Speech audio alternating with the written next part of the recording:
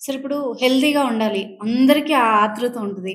So, ఓన్‌గా medication calcium tablets కానీ, ఇలాంటివి కానీ మనం ఓన్‌గా తీసుకుంటూ ఉంటాం. అసలు మెడికల్ పరంగా, సైన్స్ పరంగా మనం ఎలాంటివి వాడాలి? అసలు ఎలాంటి టాబ్లెట్స్ మంచివి?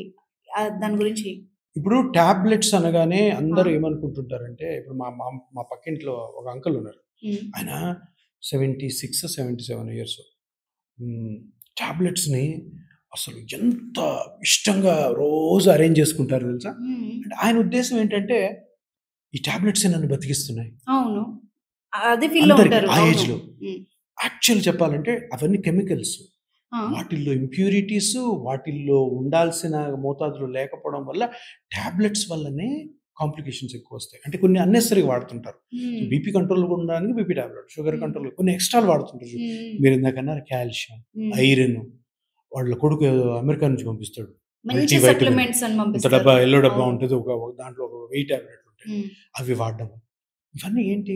ఎందుకు వాడుతున్నాం మనం? హ్మ్. కాల్షియం నేను ఇంతకుముందే చెప్పాను. కేజీలు, కేజీలు మనం తినే ఫుడ్‌లో ఉంటే ఎందుకు వాడాలి? హ్మ్. వాళ్ళకి సాటిస్ఫాక్షన్ అబ్బా! మల్టీ వైటమిన్ వాడావు నాలో వైటమిన్స్ అన్నీ వచ్చేసాయి అని చెప్పి. హ్మ్.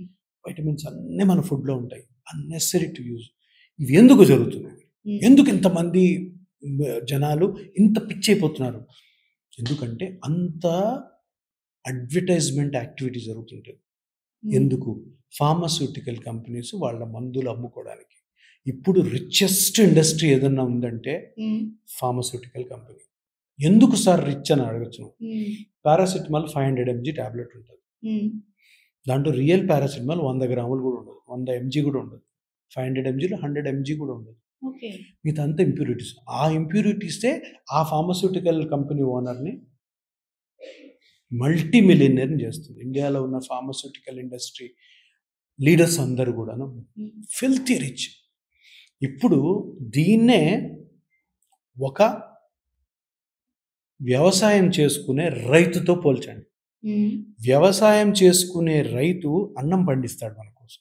హ్మ్. అన్నం లేకపోతే మనం చచ్చిపోతాం. మందులు లేకపోతే బతుకుతామేమో గానీ అన్నం లేకపోతే చచ్చిపోతాం. హ్మ్. రైతు కడు పేదవాడుగా అలాగే ఉండిపోయాడు. ఈ కల్తీ మందులు అమ్ముతున్న ఫార్మాస్యూటికల్ ఇండస్ట్రీస్ వాళ్ళు ఫిల్తీ రిచ్ అయిపోయారు. అవునా కాదా? ఇది మందిది. జబ్బు వస్తేనే వాడే టాబ్లెట్‌కి ఆ హ్మ్. మనిషి అది ప్రొడ్యూస్ చేస్తున్న మనిషేమో కోట్లకు అధిపతి అవుతున్నాడు. ఆ రైతు కూలీగా మారిపోతున్నాడు. అవును. అంటే ఎంత డిస్‌ప్రపోర్షనేట్‌గా ఉంది చూసారా? హ్మ్. అన్నం లేకపోతే 2 రోజుల్లో చచ్చిపోతాం. హ్మ్. అది తయారు చేసే మనిషేమో కడు పేదవాడిగా మిగిలిపోయాడు. ఏదైతే జబ్బు వస్తే మందులేసుకోవాలో అతనేమో ఆకాశాన్ని అంటున్నాడు. దీని మీనింగ్ ఏంటంటే, మనమే గవర్నమెంట్స్ కానీ, మన ఇండస్ట్రీస్ కానీ, మన బాడీని చెడగొట్టుకోవడానికి ఈ మందులన్నీ వాడి, అన్నం కంటే ఎక్కువ ఇంపార్టెన్స్ ఇచ్చి, నువ్వు రూపాయి సంపాదిస్తే 80 పైసలు మందులకు పెడుతున్నావు. 20 పైసలే ఫుడ్‌కి పెడుతున్నావు. హ్మ్. అందుకని అవును. రైతులాగే ఉండిపోతే రైతు కూలీ అయిపోతున్నాడు రైతు. హ్మ్. మందులు అమ్మేవాళ్ళు కోటీశ్వరులయిపోతున్నారు. అసలు వాళ్ళు నువ్వు కలవనోడు కలవలేవు. హ్మ్. అంత డబ్బుంది. చూసావా ఎంత అసలు రైతు మనము వ్యవసాయ ఆధార దేశం మనది. మన రైతులు రిచెస్ట్ ఉండాలి. ఎవరున్నారు రైతులు? మీరు పోయి ఒక విలేజ్‌కి పోయి చూడండి రైతులు. ఎండలో తిరిగి ఒక ఎకరం చేసుకోవడానికి, ఒక ఎకరం చేసుకుంటే వానికేదో ఒక రూ. 1,00,000 అట్లా వస్తది. దానికి పెట్టుబడి ఒక 40,000 ఉంటది. ఒక హ్మ్. 50,000 మిగులుతది. ఒక 3, 4 నెలలకి అమ్ముకుంటే. దాంతోనే వాడు జీవనం సాగించాలి. పంట సరిగ్గా పండలేదంటే ఔట్. మందులోడు ఆ మందులో ఎంత కల్తీ కలిపినా గానీ ఆ మందు రేట్లు పెరుగుతానే ఉంటాయి. అవును. ఫార్మాస్యూటికల్ ఇండస్ట్రీ అంత ఘోరంగా తయారైంది. దానికి కారణం ఎవరు? మనమే తింటున్నాం. నేను మా అంకుల్ గురించి చెప్పాను. అన్ని మందులు ఎట్లా అంటే మళ్ళీ అన్నం తినడం డేంజర్ అంటాడు అతను. హ్మ్. మందులు తినాలంటాడు. మరి మందులు తినొద్దు. నీ బీపీ టాబ్లెట్, షుగర్ టాబ్లెట్ తప్ప ఏది ఏసుకోవద్దు అంకుల్. మంచి ఫుడ్ తినండి. 76 ఇయర్స్‌లో ఏం భయపడతారు మంచి తినండి. అన్నం తినకూడదంట. అది పెరుగుతదంట. ఇది పెరుగుతదంట. హ్మ్. చూసావా?